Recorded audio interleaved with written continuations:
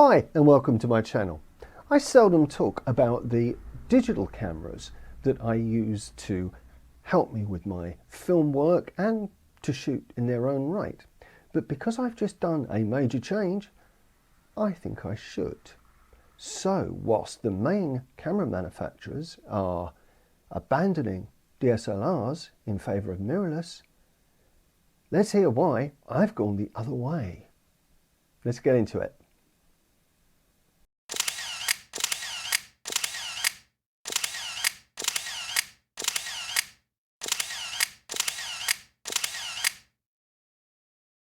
So, what's wrong with the Sony A7, I hear you chorus?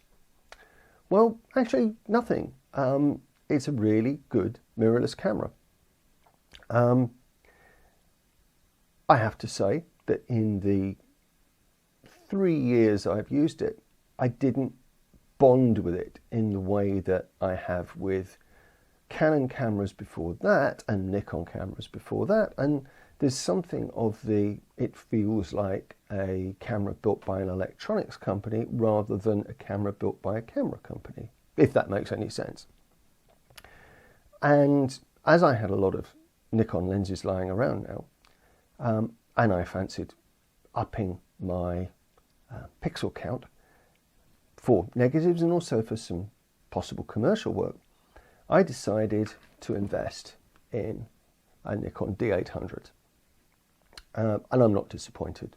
The reason I chose the D800 is because I use an f4 to shoot film on very regularly, and there's a real similar feeling to the two of them, and I'm weighing them here, and that's a lot of weight in each hand. They're both beasts, but they both have a very, very similar feel, and of course I know one's analog and the other one's digital, but they are cut from a very similar piece of cloth.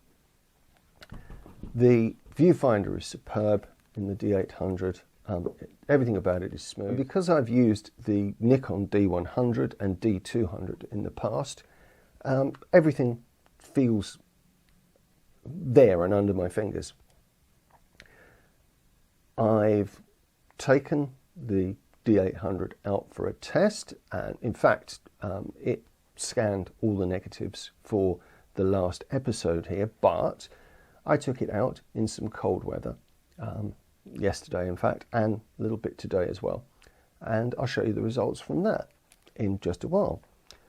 But saying goodbye to the Sony A7 wasn't easy, and I looked at it and I thought, am I being Luddite? Am I being retrograde and living in the past?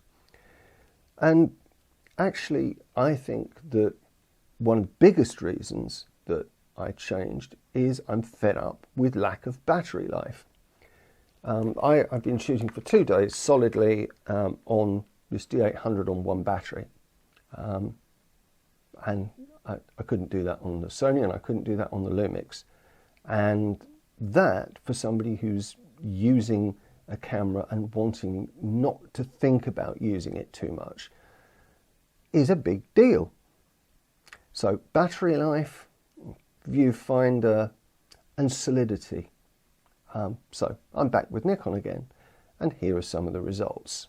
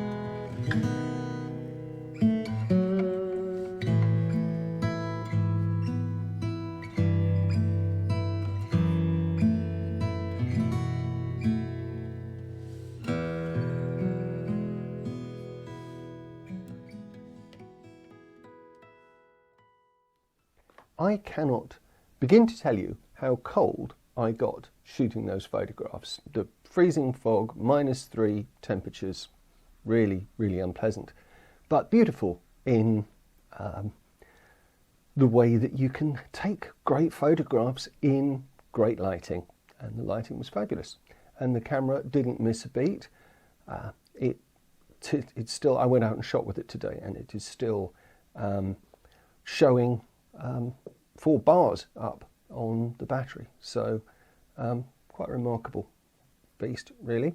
And as a bonus point, it's actually really easy to use with gloves, as the Nikon F4 is. So you really want to stress it's a very personal opinion about mirrorless and DSLRs, but I do think the major manufacturers have abandoned DSLRs with a bit too much haste. I know many professionals who would much rather have technology that's got a 60-year grounding with SLR cameras, to have sensors that are protected by a mirror in front of them. You can have most of the advantages of a mirrorless with a camera like the D800, because it's got a live view, although it can't autofocus arguably as well as some of the mirrorless cameras. There are quite a few mirrorless cameras that can't autofocus wonderfully well anyway. Not looking at you, Lumix. Yeah, you're videoing me now, but you've got a manual focus lens on there because I don't trust you.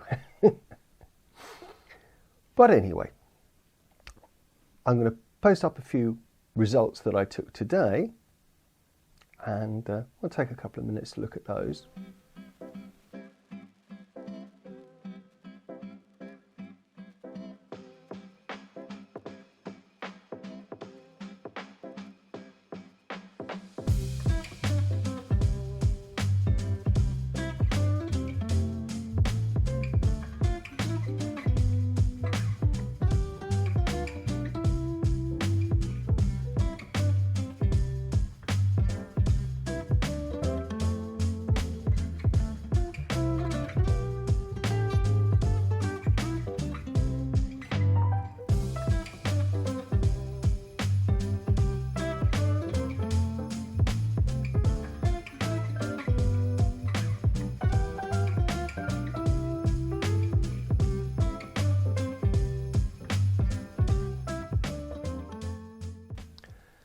There you go. I don't advocate regularly changing camera systems. In fact, I go quite the opposite. I recommend that you find something you like and stick with it. I'm kind of going back to what I originally started with, which is Nikon,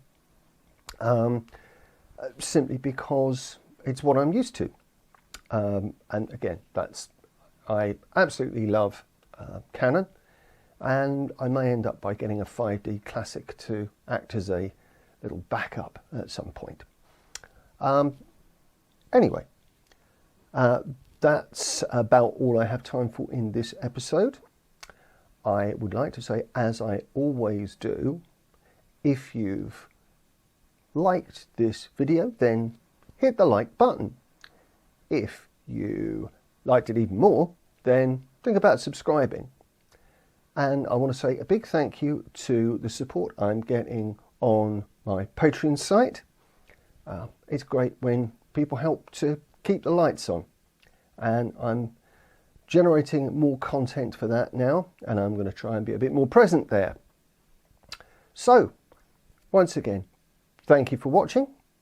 And until I see you again, take care of yourselves and keep taking pictures.